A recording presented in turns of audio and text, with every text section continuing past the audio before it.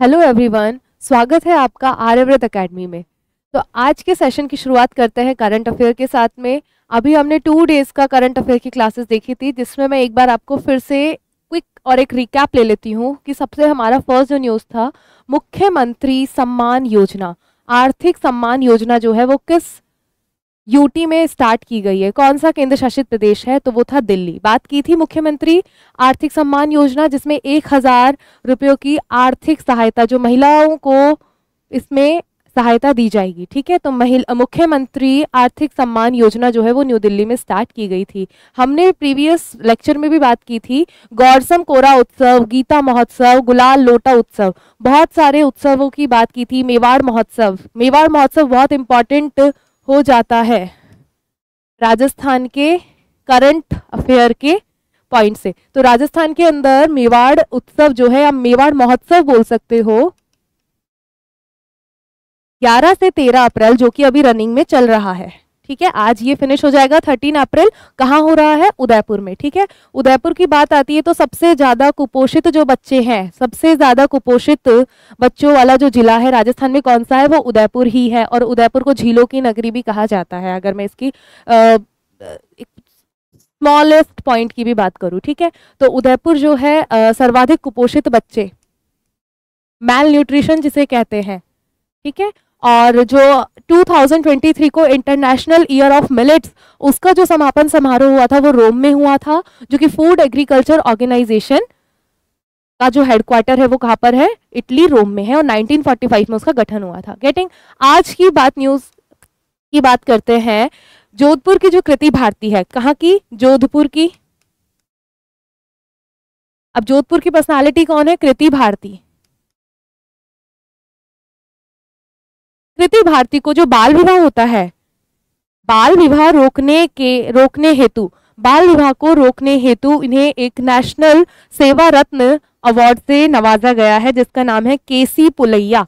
तो केसी पुलैया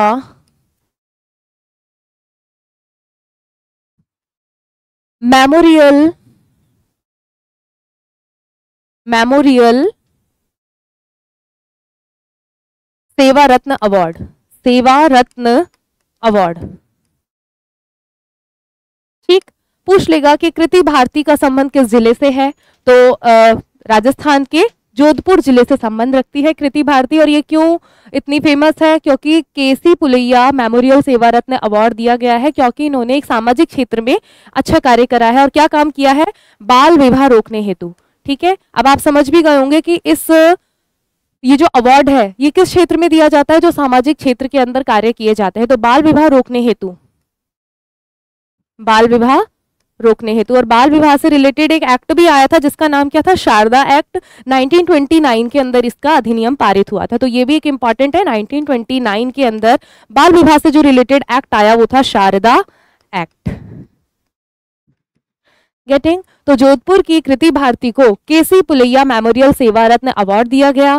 केसी पुलैया सामाजिक क्षेत्र में जो कार्य किए जाते हैं उस क्षेत्र में अवार्ड दिया जाता है। कृति भारती को क्यों दिया गया? क्योंकि इन्होंने बाल विवाह रोकने हेतु एक प्रयास, अपना कदम जारी रखा। और 1929 जो एक्ट आया था जिसका नाम था शारदा एक्ट, जिसका संबंध किससे है? बाल विवाह एक्ट से। गेटिंग। बात करते हैं नेक्स्ट न्यूज की। Talle valley wildlife, Talle valley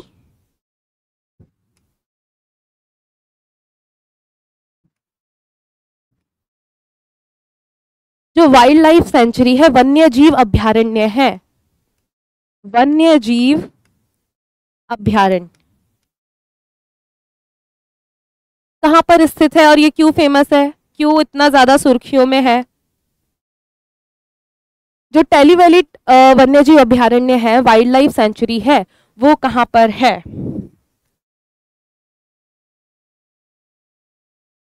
तो वो अरुणाचल प्रदेश,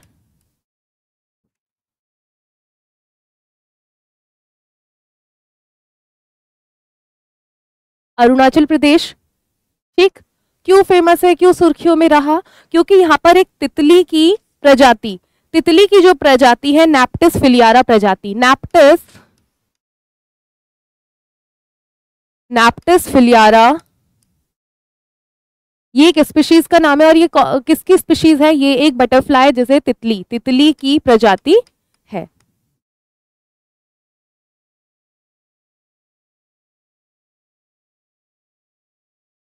बहुत ही इंपॉर्टेंट है, पूछ लेगा कि टैली वैली जो वन्य जीव अभ्यारण्य है वो किस राज्य में स्थित है ना। सुमेलित कीजिए से एक छोटा सा प्रश्न बनता है, जैसे पेरियार वन्य जीव अभ्यारण्य कहाँ पर है? वो केरला में है। और क्यों फेमस है? क्योंकि वहां पे बाघ और हाथी उस जंगल में रहते हैं, उस वन्य जीव अभ्यारण्य में रहते हैं, ठीक है। और जो टेली वैली अभ्यारण्य है वो अरुणाचल प्रदेश में है। अरुणाचल प्रदेश का भी हाल ही में 27वां जिला घोषित हुआ है जिसका नाम है बीचोम। अरुणाचल प्रदेश के सीएम पेमा खांडू, पेमा खांडू। और जो गवर्नर है वो कौन है? केवल्य त्रिविक्रम, केवल्य त्रिविक्रम विक्रम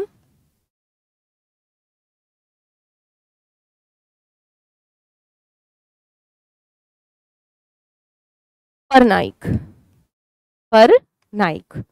तो ये इंपॉर्टेंट फैक्ट हो जाते हैं कि अभी 27वां जो नया जिला बना है वो कहाँ पर बना है? न्यू जो डिस्ट्रिक्ट बना है। और अभी आपको पता होगा अगस्त में राजस्थान में भी 50 जिले हो गए हैं और 10 संभाग हो गए हैं, ठीक है। तो नया जिला एक मिला है जिसमें बिचोम कहाँ पर है? बिचोम जो है वो अरुणाचल प्रदेश में है।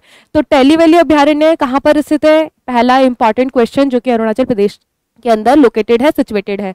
दूसरा है, पूछा मैंने, अटापका पक्षी अभ्यारण्य। अटपका, अटपका जो बर्ड सेंचुरी है, ये कौन सा पक्षी है? पक्षी जो अभ्यारण्य है ये कहां पर जाएगा? ये आपका आंध्र प्रदेश में जाएगा। कहां? आंध्र प्रदेश में।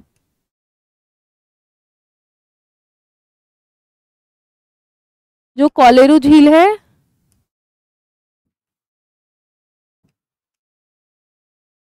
वहां, ठीक है। तो अट्टपका या अटापका पक्षी अभ्यारण्य जो बर्ड सेंचुरी है वो कहां पर है? आंध्र प्रदेश के अंदर है। चलिए, अभी हाल ही में 8 अप्रैल को,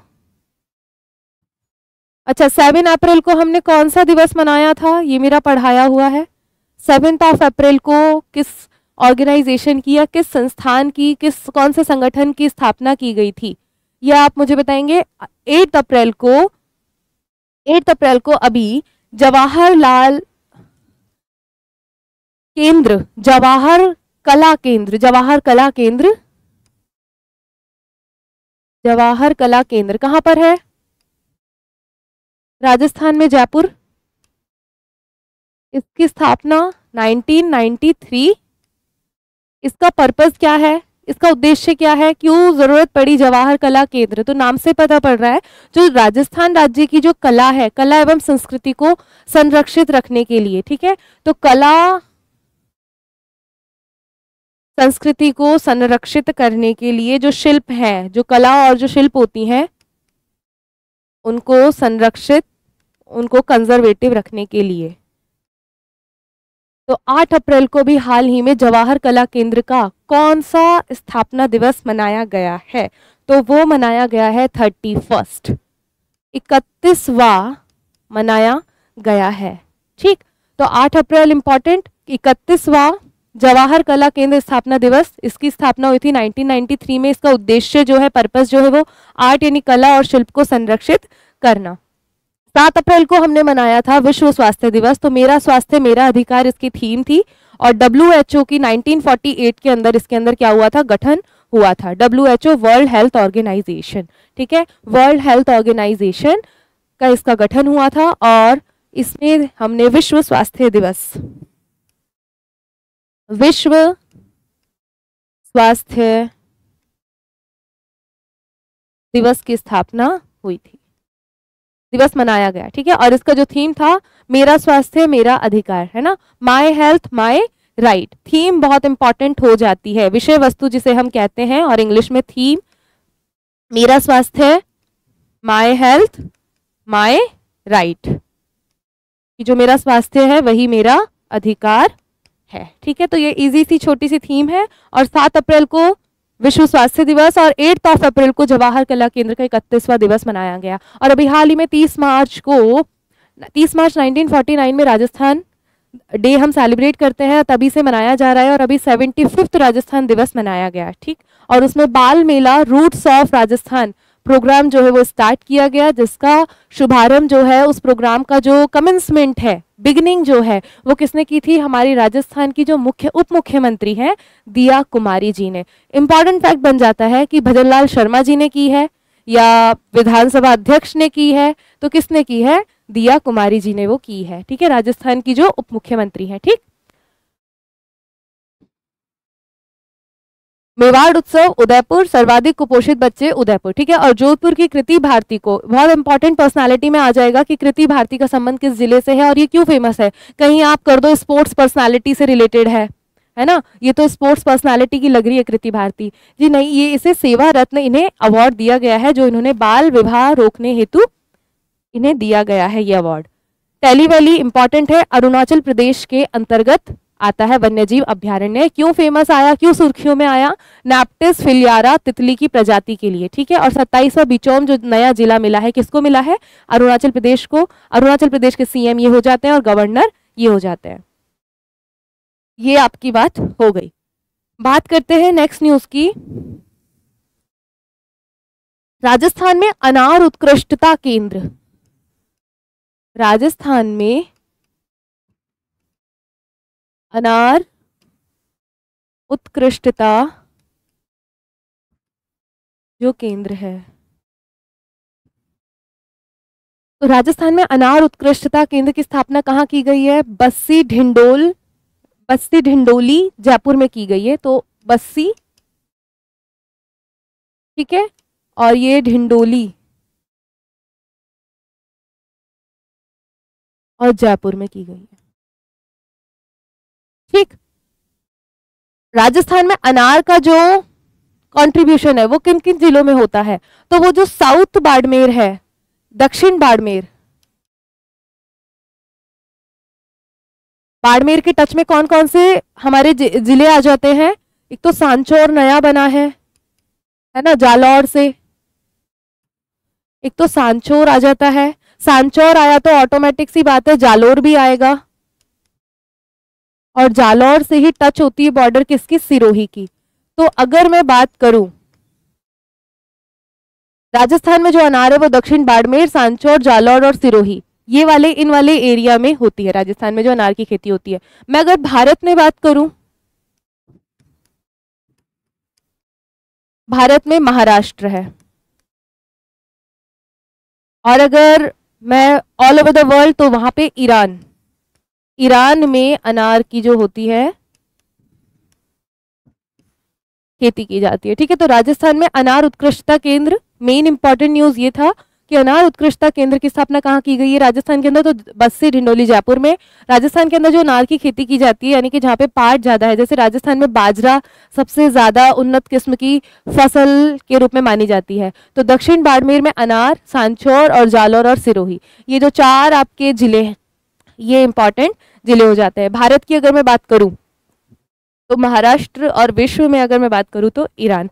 अभी आपको ईरान से बात आई, जो चाबहार पोर्ट है, चाबहार पोर्ट,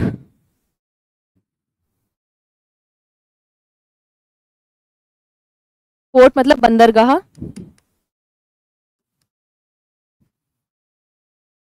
ये भारत अभी इस बंदरगाह को क्या कर रहा था? कंट्रोल कर रहा था। तो ये ऐसा विदेशी बंदरगाह बना पहला, जिसमें भारत जो है वो इसको कंट्रोल कर रहा था, इसे नियंत्रित कर रहा था। और दूसरा जो बंदरगाह बना है अभी विदेशी, ऑब्वियसली बात है विदेशी बना क्योंकि ईरान में स्थित है, और ये ईरान में कहां पर है? जो ओमान की खाड़ी है, ओमान की खाड़ी में स्थित है चाबहार बंदरगाह। तो भारत जो है ऐसा पहला बंदरगाह बना जो विदेशी बंदरगाह को क्या कर रहा था? कंट्रोल कर रहा था। और अभी दूसरा जो बंदरगाह है वो है म्यांमार का सितवे, सितवे या सिटवे भी बोल सकते हैं, त की जगह ट भी आप लिख सकते हैं। सितवे या सितवे जो बंदरगाह है, पोर्ट जो है वो कहां पर स्थित है? वो म्यांमार में स्थित है। क्यों फेमस है ये, अभी क्यों सुर्खियों में है? तो अभी सुर्खियों में ये इसलिए है क्योंकि भारत जो है वो इस पोर्ट पे क्या कर रहा है? अपना कंट्रोल कर रहा है। और म्यांमार से जो बॉर्डर लगती है भारत के, कौन से जिले की लगती है, तो अरुणाचल प्रदेश की सबसे लंबी जो बॉर्डर लगती है वो म्यांमार की लगती है। ठीक है, तो अरुणाचल प्रदेश बिल्कुल ईस्टर्न कॉर्नर हो जाता है इंडिया का, है ना। तो अरुणाचल प्रदेश से ये इसका बॉर्डर जाता है, अरुणाचल प्रदेश। अरुणाचल प्रदेश आज बहुत सारा पढ़ लिया है।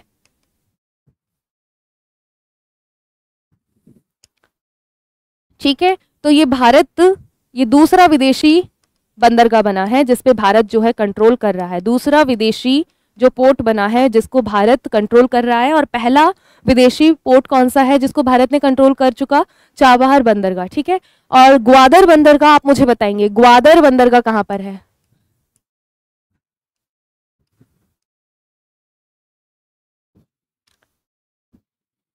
ग्वादर बंदरगाह कहां पर है? ठीक, तो राजस्थान में अनार उत्कृष्टता केंद्र पता चला बस्सी। राजस्थान में अनार की जो खेती होती है दक्षिण बाड़मेर, सांचौर, जालौर और सिरोही। भारत में जो अनार, महाराष्ट्र फेमस है। ठीक है, जैसे एप्पल, सेब के लिए हिमाचल प्रदेश, जम्मू कश्मीर, यहाँ के ज्यादा सेबों की अच्छी वो होती है खेती। ठीक, चलो बात करते हैं नेक्स्ट न्यूज की। भारतमाला प्रोजेक्ट, भारतमाला प्रोजेक्ट ये एक हवाई पट्टी से रिलेटेड जो एयर स्ट्रिप होती है, इमरजेंसी के अंदर जितने भी विमान होते हैं, जितने भी विमान होते हैं, एयरक्राफ्ट होते हैं, तो उनको इमरजेंसी में लैंड करवाने के लिए भारतमाला प्रोजेक्ट की शुरुआत की गई है। और ये कहाँ पर शुरुआत की गई है? तो बाड़मेर और जालौर, बाड़मेर और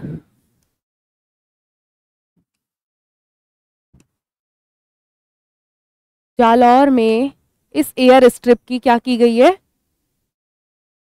बिछाया गया है इस वाली एयर स्ट्रिप को। ठीक है, तो इमरजेंसी के अंदर जो एयरक्राफ्ट होते हैं उनको लैंड करवाने की। और आपको पता होगा बाड़मेर के जस्ट ऊपर आता है जैसलमेर, और जैसलमेर में अभी वायुसेना अभ्यास हुआ था जिसका नाम था गगन शक्ति। तो वहां वायुसेना के अंदर एयर क्राफ्टिंग होगी। ऑब्वियसली बात है, सभी की सभी जो नवल एक्सरसाइज होती हैं, तो पोकर एंड फायरिंग रेंज से क्या होता है, अपना अपना परफॉर्मेंस देते हैं, वो अभ्यास करते हैं अपने अपने वेपन्स का। तो भारतमाला जो प्रोजेक्ट है वो हवाई पट्टी से रिलेटेड, और बाड़मेर और जालौर के अंदर जो है वो हवाई पट्टी बिछाई गई है। क्यों? क्योंकि इमरजेंसी के अंदर या आपातकाल की स्थिति में लैंडिंग करवाने के लिए,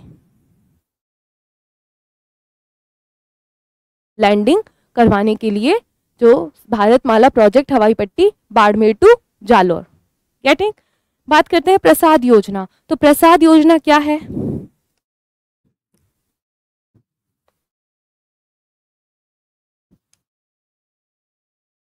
प्रसाद योजना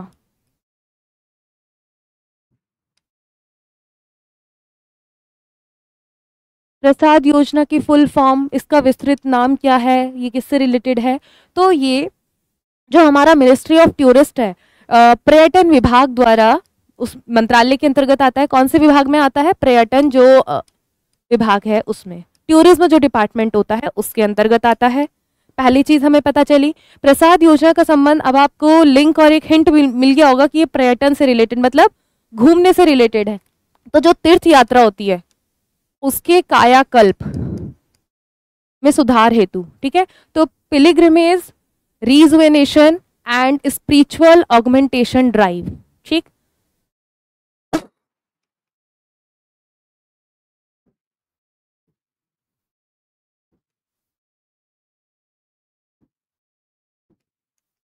एंड स्पिरिचुअल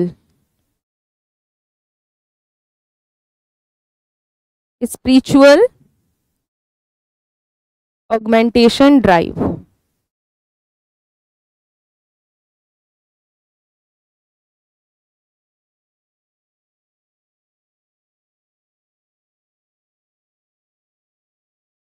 तीर्थ यात्री कायाकल्प और धार्मिक संवर्धन ड्राइव। ठीक है, तीर्थ यात्री, पिलिग्रिमेज का मतलब तीर्थ यात्री, रिजुविनेशन मतलब कायाकल्प करना, रिजुविनेशन मतलब कुछ ना कुछ रिकंस्ट्रक्ट करना। ठीक है, तो प्रसाद योजना के अंदर, और ये पर्यटन विभाग में 2014 और 15 के अंदर घोषणा इसकी हुई थी। ठीक, प्रसाद योजना तीर्थ यात्रा से रिलेटेड है, तीर्थ यात्रा की कायाकल्प से रिलेटेड है और आध्यात्मिक दृष्टिकोण को बढ़ावा देने के लिए ये प्रसाद योजना का इसका मेन उद्देश्य है। पर्यटन विभाग के अंतर्गत आती है। पर्यटन विभाग की स्थापना 1956 के अंदर हुई थी। अगर मैं आपको और इसका डीप फैक्ट बताऊं तो पर्यटन विभाग 1956, 2014 और 15 के अंदर इस योजना का क्या हुआ था, अनाउंसमेंट हुआ था। अब ये क्यों राजस्थान में क्यों फेमस है, तो राजस्थान के अंदर एक अजमेर है। अजमेर में सबसे धार्मिक स्थल जो है वो पुष्कर माना जाता है, तो अजमेर का पुष्कर, अजमेर। और जो मालासेरी डूंगरी है, कौन सी, एक मालासेरी डूंगरी है जो कि कहाँ पर है, ये आसींद मालासेरी डूंगरी,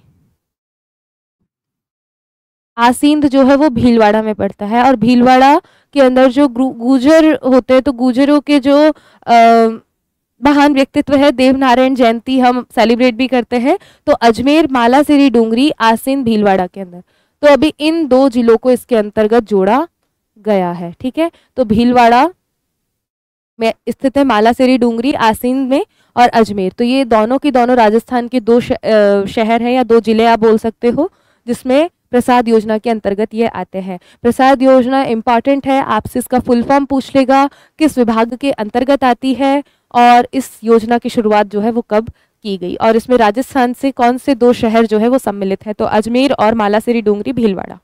गेटिंग। भारतमाला प्रोजेक्ट जो है वो बाड़मेर और जालोर, ठीक, जिसे इमरजेंसी के अंदर एयरक्राफ्ट की क्या करवाई जाए, लैंडिंग करवाई जा सके। ठीक है, जो सैन्य अभ्यास होते हैं।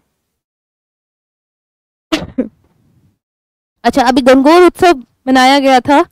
गणगौर जो उत्सव है जिसमें गौरा जी और ईश्वर जी की पूजा की जाती है, गणगौर उत्सव, तो वो राजस्थान में तो सेलिब्रेट होता ही होता है। प्लस एमपी के जो इन दोनों का जो एरिया है, जिसे कहते हैं निमाड़ का क्षेत्र, निमाड़ क्षेत्र में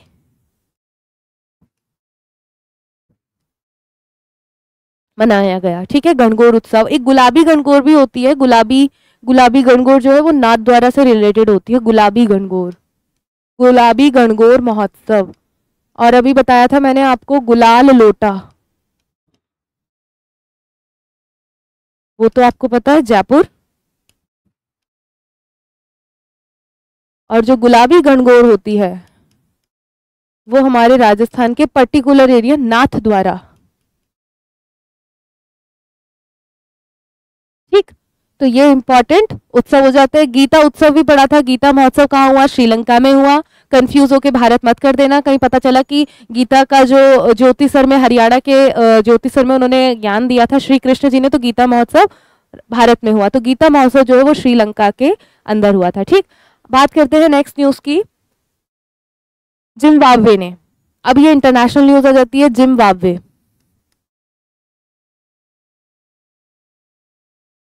जिम्बाब्वे ने अभी हाल ही में अपनी नई जो करेंसी है वो लॉन्च की है, जिसका नाम क्या है, करेंसी या मुद्रा,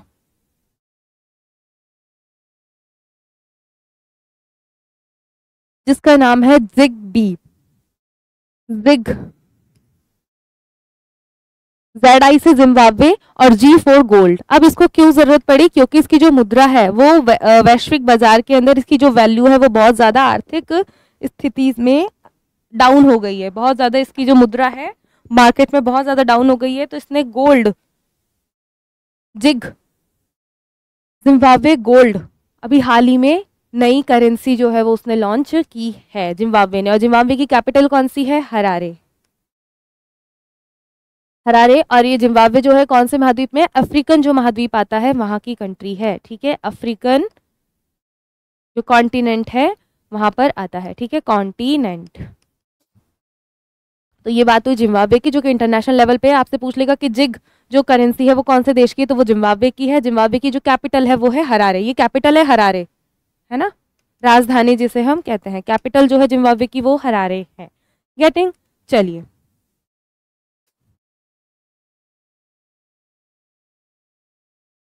सुखाना वन्यजीव अभ्यारण्य कहाँ पर स्थित है, सुखाना।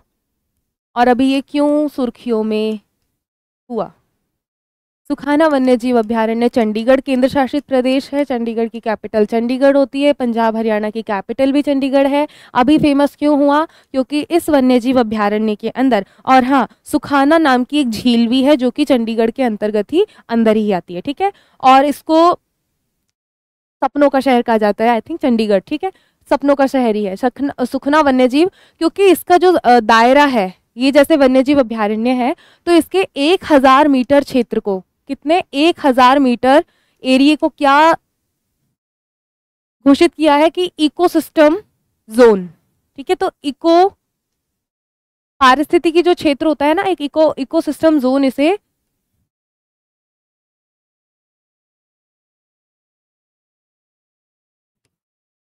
घोषित किया गया है। तो सुखाना वन्यजीव अभयारण्य जो है वो चंडीगढ़ के अंतर्गत आता है। अटापका जो पक्षी अभयारण्य वो आंध्र प्रदेश में बताया, और टेली वैली जो है वो अरुणाचल प्रदेश के अंतर्गत बताया, ठीक। अभी 10 अप्रैल को, 8 अप्रैल को हमने जवाहर कला केंद्र के बारे में पढ़ा था, 7 अप्रैल को विश्व स्वास्थ्य दिवस, और 10 अप्रैल को कौन सा दिवस? विश्व होम्योपैथिक दिवस, विश्व होम्योपैथी दिवस मनाया गया, ठीक है। किसकी याद में मनाया गया? सैमुअल हैनीमैन, ठीक है, सैमुअल हैनीमैन। इस दिवस की थीम क्या थी?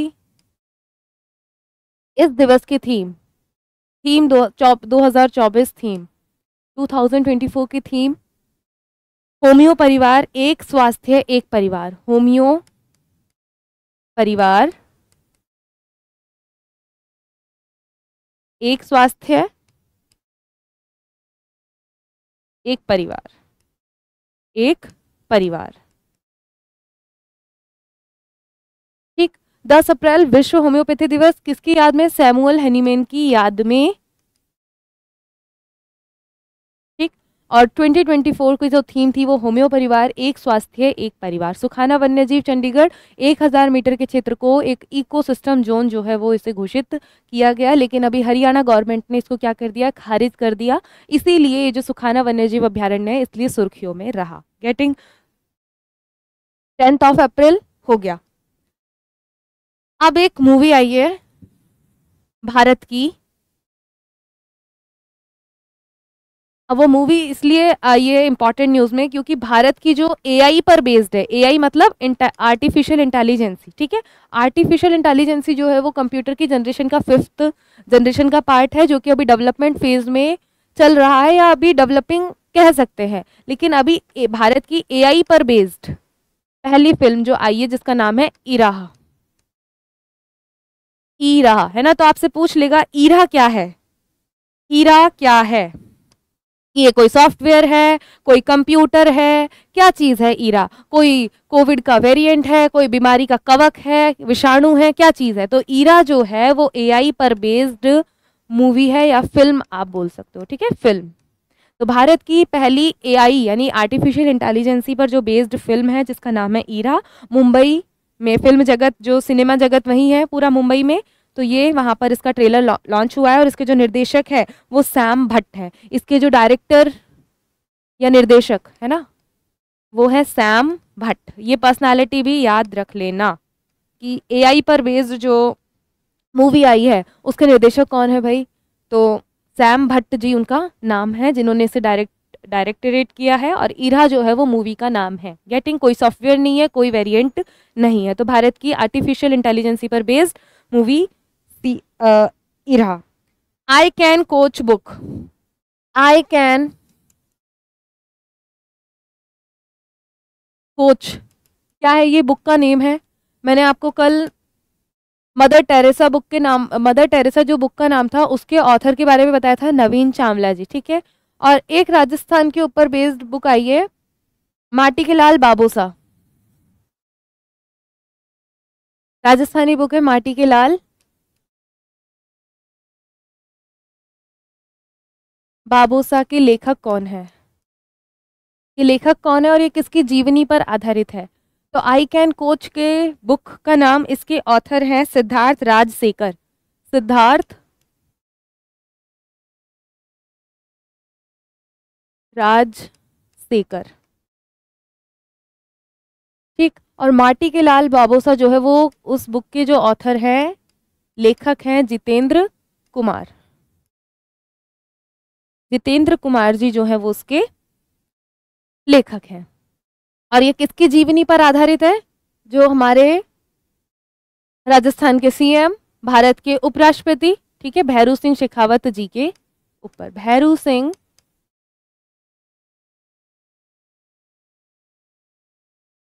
शेखावत जी की जीवनी पर बेस्ड है,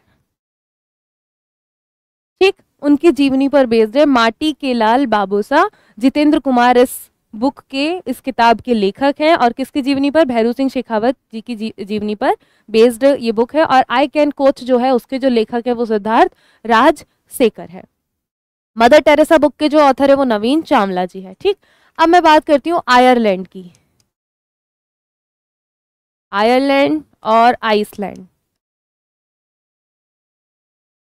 तो आयरलैंड में अभी नए पीएम बने हैं जिनका नाम है Simon Harris. Simon Harris Ireland, Simon Harris.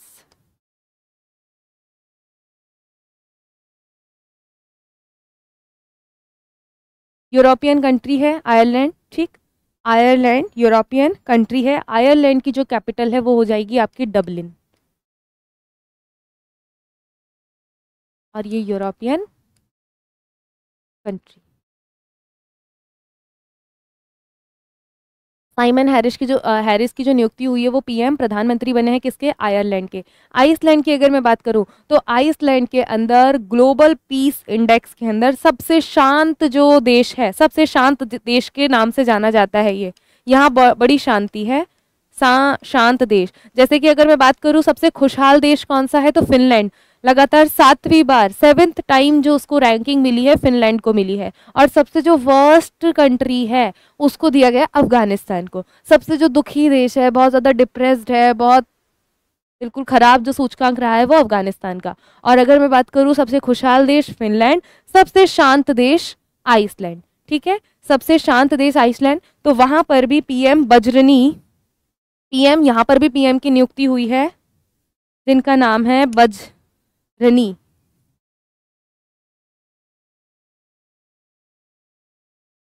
Benediktsson.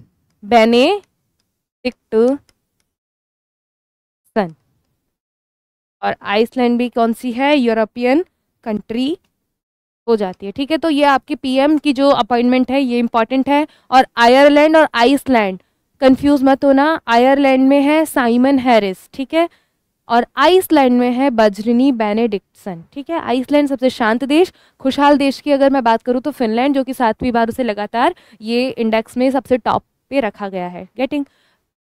बात करते हैं नेक्स्ट सैटेलाइट की। एक सैटेलाइट से रिलेटेड न्यूज़ है, TSAT-1। TSAT-1 जो उपग्रह है या सैटेलाइट है, उपग्रह लिख देते हैं, उपग्रह किससे रिलेटेड है ये? TSAT, टाटा सैटेलाइट 1 उपग्रह जो है वो पृथ्वी के अवलोकन से रिलेटेड है। जो अर्थ पृथ्वी अवलोकन का उपग्रह है। 16वें वित्त आयोग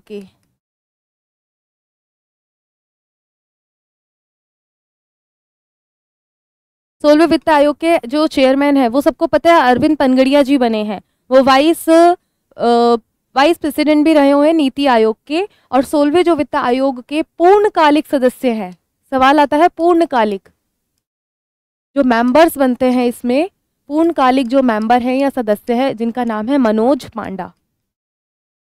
ये एक इम्पॉर्टेंट नियुक्ति बन जाती है, मनोज पांडा। और अगर मैं बात करूं जो फाइनेंस कमीशन है, वित्त आयोग है, वो कौन से आर्टिकल के अंतर्गत आता है?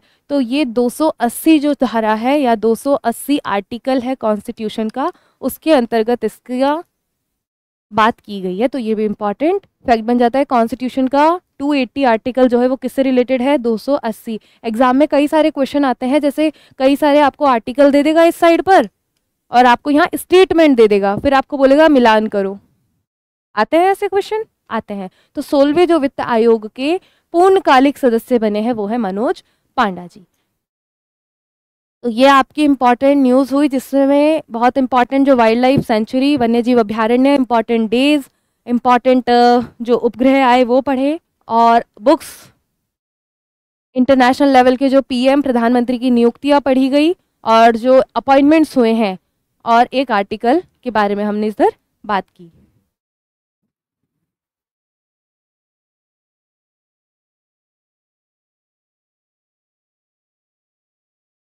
तो यहाँ पे आपकी करंट अफेयर की सीरीज समाप्त होती है। मिलते हैं नेक्स्ट सेशन में। धन्यवाद।